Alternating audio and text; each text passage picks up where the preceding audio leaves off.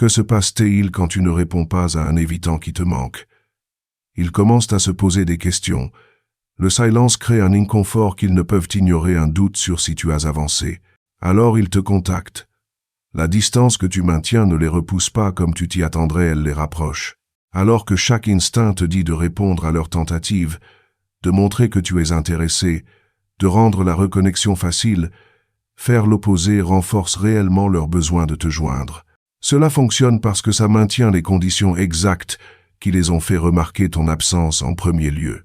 Aujourd'hui, tu apprendras pourquoi rester en retrait fonctionne quand l'engagement ne fonctionne pas, ce qui se passe réellement quand tu ne réponds pas à leur tentative de reconnexion et l'approche spécifique qui transforme leur intérêt renouvelé en quelque chose de réel. Continue à regarder, parce que l'envie de répondre à leur tentative maintenant est exactement ce qui les fera perdre intérêt à nouveau. Quand un évitant commence à te manquer, il fait face à quelque chose d'inattendu.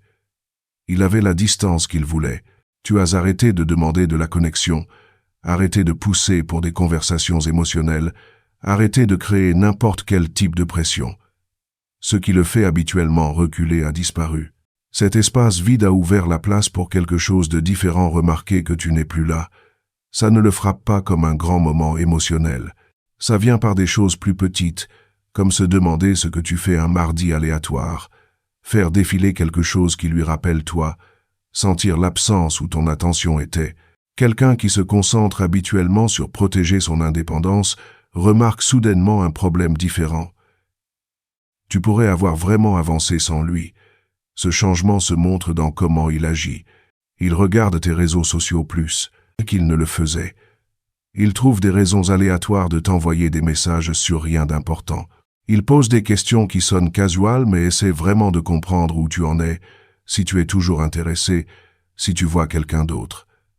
Rien de tout ça n'est calculé ou manipulateur. Il teste l'eau pour voir si la connexion existe toujours, si tu es toujours quelqu'un qu'il pourrait contacter, si la porte est toujours ouverte, même s'il n'est pas prêt à la franchir encore. Ce que tu vois est un intérêt véritable qui revient, mais c'est construit sur des conditions très spécifiques que la plupart des gens détruisent dans la première conversation. Quand tu remarques ce changement, chaque partie de toi veut répondre tout de suite. Quelqu'un qui est devenu froid montre finalement de l'intérêt à nouveau. Alors évidemment, tu devrais sauter sur cette opportunité. Tu réponds vite, tu égales son énergie. Peut-être ajoute de la chaleur supplémentaire pour l'encourager à continuer. Tu veux qu'il sache que tu es toujours là, que tu tiens toujours à lui, que tu veux toujours que ça fonctionne. Tout en toi dit que c'est le bon mouvement, te montrer quand il se montre, récompenser le comportement que tu attendais, rendre facile pour lui de revenir. Cette réaction a complètement du sens. Dans la plupart des situations avec la plupart des gens, c'est exactement ce que tu devrais faire. Quand quelqu'un tend la main, tu tends la main en retour. Quand quelqu'un montre de l'effort, tu le rencontres à mi-chemin. Mais les gens qui s'éloignent quand les choses deviennent proches ne fonctionnent pas comme tout le monde. Et manquer cette différence et tout, tu les perds à nouveau. Quand tu réponds immédiatement à quelqu'un qui vient juste de commencer à te manquer, tu élimines exactement ce qui les a intéressés à nouveau.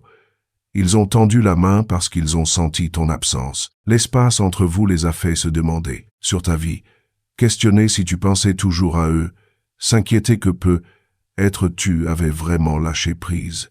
Cette incertitude a créé les sentiments qui les ont poussés à se reconnecter. À la seconde où tu réponds rapidement et chaleureusement, tu réponds à toutes ces questions pour eux. Tu prouves que tu es toujours là, toujours en attente, toujours disponible quand ils décident de se montrer. L'incertitude disparaît, l'espace se ferme. Les conditions qui les ont fait te manquer en premier lieu s'évanouissent, et leur motivation à vraiment poursuivre quelque chose de réel part avec elles. Ils ont obtenu ce dont ils avaient besoin, la preuve que tu es toujours une option, sans avoir à risquer quoi que ce soit, ou à mettre un réel effort. L'approche qui fonctionne nécessite que tu ralentisses tout. Quand ils tendent la main, tu atteins. Ce n'est pas une punition ou manipulation, c'est un reflet naturel de quelqu'un qui a construit une vie qui ne tourne pas autour de leur disponibilité. Tu prends des heures pour répondre, parfois une journée complète. Quand tu réponds, tu es agréable, mais bref, tu réponds à leurs questions sans élaborer. Tu reconnais leurs messages sans élargir la conversation. Tu restes amical, sans être impatient. Cette réponse crée quelque chose d'important. Elle confirme que tu n'es pas hostile ou complètement indisponible, mais elle n'élimine pas l'écart qu'ils essaient de fermer. Ils ont envoyé un message en s'attendant à un certain soulagement, et à la place ils ont obtenu une réponse qui soulève de nouvelles questions. Es-tu occupé? Moins intéressé qu'avant? En train d'avancer? En train de parler à quelqu'un d'autre? Ces questions comptent parce qu'elles les maintiennent dans l'inconfort productif qui a généré leur approche en premier lieu. Ils ont tendu la main et n'ont pas obtenu la réassurance complète qu'ils attendaient, ce qui signifie que l'incertitude continue.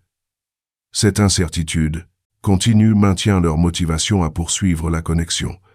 Ils envoient un autre message, peut être avec plus d'effort cette fois, des questions plus personnelles, un intérêt plus évident. Tu répètes la même approche, tu attends avant de répondre, tu restes bref et agréable, tu n'égales pas leur énergie ni n'escalades la conversation. Chaque échange confirme que tu existes et n'es pas en colère, mais ne leur donne pas l'accès complet qu'ils cherchent. Cela crée une situation qu'ils vivent rarement, devoir travailler pour la connexion, devoir s'asseoir avec vouloir quelque chose qu'ils ne peuvent pas immédiatement sécuriser, devoir sentir l'inconfort de poursuivre plutôt que de se retirer. Le timing de tes réponses porte un sens spécifique dans ces dynamiques. Quand tu réponds en minutes, tu communiques qu'ils sont ta priorité, que tu attendais leur contact, que ta vie se met en pause quand ils montrent de l'intérêt. Cela déclenche leur tendance à se retirer de la pression et de l'intensité. Quand tu prends des heures ou une journée complète pour répondre, tu communiques quelque chose de différent, que tu as une vie pleine, d'autres priorités, des activités et connexions qui occupent ton temps et attention. Cette absence de disponibilité immédiate se sent réellement plus sûre pour eux. Ça suggère que se reconnecter avec toi ne signifiera pas se noyer dans des demandes de proximité ou d'intensité émotionnelle. Tu es occupé, engagé avec ta propre vie, pas assis en attendant de les piéger dans une intimité accablante. Le contenu de tes réponses compte autant que le timing. Quand ils tendent la main avec une question sur ta journée ou un commentaire sur quelque chose de petit, ton instinct pourrait être d'utiliser cette ouverture pour reconstruire la connexion. Tu donnes des réponses détaillées, tu poses des questions en retour, tu essaies de créer un momentum vers une conversation plus profonde. Cela inonde l'interaction avec plus d'énergie qu'ils n'en ont initié, ce qui se lit comme de la pression. Au lieu de ça, tes réponses devraient égaler ou légèrement égaler leur investissement. Ils demandent comment tu vas, tu donnes une réponse positive brève sans élaboration. Ils mentionnent quelque chose de leur journée, tu le reconnais agréablement, sans en faire une conversation complète. Ils demandent ce que tu fais. Tu donnes une réponse simple qui suggère que tu es occupé avec ta propre vie. Chaque réponse est assez amicale pour qu'ils ne se sentent pas rejetés, mais assez minimale pour qu'ils ne se sentent pas submergés ou rassurés que tout est revenu à la normale. Cette approche crée une escalade naturelle de leur part. Les premiers messages pourraient être des tests casuals, approche à faible risque, pour voir si tu es toujours accessible. Quand ces messages obtiennent des réponses amicales mais minimales, ils font face à un choix. Ils peuvent accepter cette connexion minimale et se retirer, ou ils peuvent augmenter leur investissement pour obtenir plus d'engagement. Les gens qui te manquent vraiment choisiront d'augmenter l'investissement. Les messages deviennent plus fréquents, plus personnels, plus clairement intéressés. Ils commencent à poser des questions sur des plans, suggérer des activités, faire des offres pour une connexion réelle plutôt que juste vérifier si tu es toujours là. Cette escalade est importante parce qu'elle représente qu'ils font le travail psychologique qu'ils évitent habituellement. Ils poussent à travers l'inconfort, prennent des risques, choisissent la connexion malgré la vulnérabilité que ça requiert. Tout au long de ce processus, tu maintiens la même approche réponse lente, contenu bref mais agréable, pas d'impatience ou de pression. Tu deviens quelqu'un qui est ouvert à la connexion mais ne la poursuit pas, disponible mais pas en attente, intéressé mais pas désespéré. Cette position contredit tout ce qu'ils attendent. La plupart des gens qui les poursuivent finissent par devenir anxieux, exigeants, émotionnellement intenses. La plupart des gens qui reculent complètement deviennent froids et rejetants. Tu ne fais ni l'un ni l'autre. Tu es calme, tu as ta propre vie. Tu ne les punis pas, mais tu ne laisses pas tout tomber non plus quand ils montrent de l'intérêt. Cette combinaison crée de l'espace pour qu'ils approchent la connexion sans déclencher la réponse de retrait qui les protège habituellement de l'intimité. Les erreurs que les gens font pendant cette phase impliquent toutes d'accélérer le processus. Tu t'excites qu'ils tendent la main et tu essaies de capitaliser sur l'élan en étant extra disponible, extra chaleureux, extra investi. Tu interprètes leur contact augmenté comme un signe que les choses changent et tu te précipites pour verrouiller ce changement en poussant pour l'engagement, la clarté ou une conversation émotionnelle plus profonde. Tu t'inquiètes que si tu ne réponds pas rapidement et positivement, tu manqueras ta chance et ils se retireront à nouveau. Tous ces mouvements viennent de l'anxiété de perdre l'opportunité, et cette anxiété pousse un comportement qui détruit la dynamique exacte que tu essaies de préserver. Ils sont revenus parce que les conditions ont changé. Tu as arrêté de poursuivre, créé de l'espace, construit ta propre vie. Au moment où tu abandonnes ces conditions en faveur de l'impatience et de la poursuite, tu recrées la dynamique qui les a fait se retirer en premier lieu. Certains testeront ta détermination pendant cette phase. Après plusieurs tentatives de connexion qui obtiennent une réponse minimale, ils pourraient envoyer un message avec plus de contenu émotionnel, quelque chose de vulnérable, quelque chose qui référence la relation directement, quelque chose conçu pour provoquer une réponse plus investie de ta part. C'est souvent un test, inconscient, pour voir si tu es vraiment différent maintenant, ou si l'ancienne dynamique est toujours disponible. Si tu réponds à cette vulnérabilité avec l'intensité émotionnelle impatiente qu'ils attendent, tu rates le test.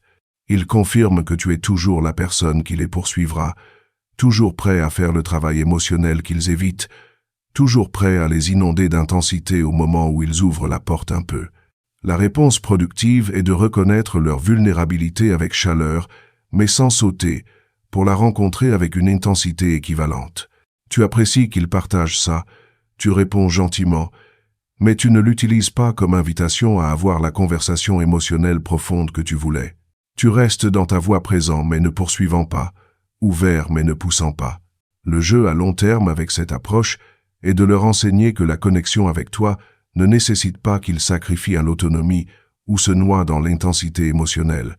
Chaque interaction où tu es chaleureux mais avec des limites, réceptif mais pas désespéré, intéressé mais ne poursuivant pas, démontre que tu es sûr. La relation qu'ils testent ne ressemble pas à la dynamique étouffante qu'ils craignent.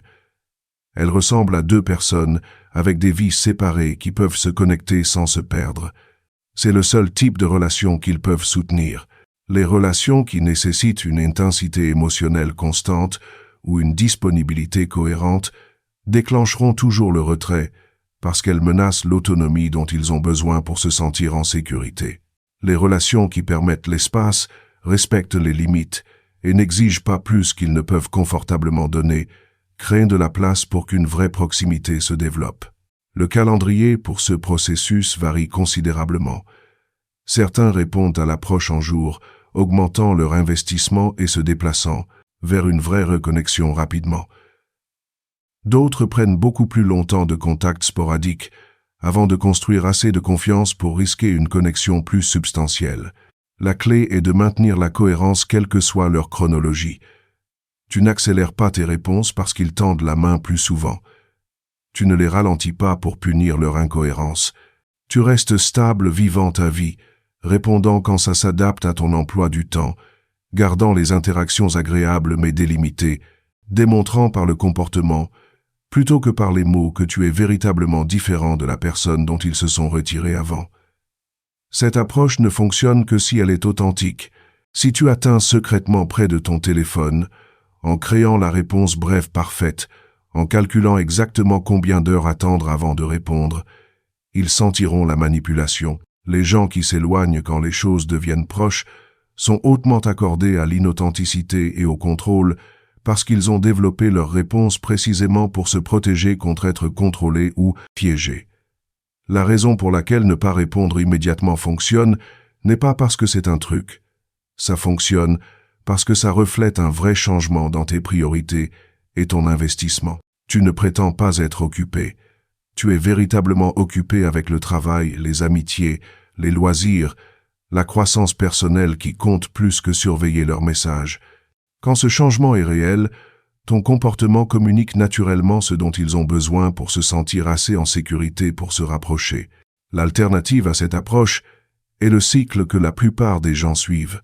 Ils s'éloignent, tu finis par arrêter de poursuivre, ils commencent à te manquer, étendent la main, tu sautes sur l'opportunité et deviens disponible à nouveau. Ta disponibilité élimine leur inconfort. Ils se retirent à nouveau parce que la dynamique semble à nouveau menaçante. Ce cycle peut se répéter indéfiniment parce qu'aucune personne ne change la dynamique fondamentale. Ils n'ont jamais à travailler pour la connexion ou s'asseoir avec l'inconfort assez longtemps pour grandir. Tu ne maintiens jamais les limites et la vie séparée qui les ont fait te manquer en premier lieu. Les deux personnes restent enfermées dans des rôles qui empêchent une vraie intimité de se développer.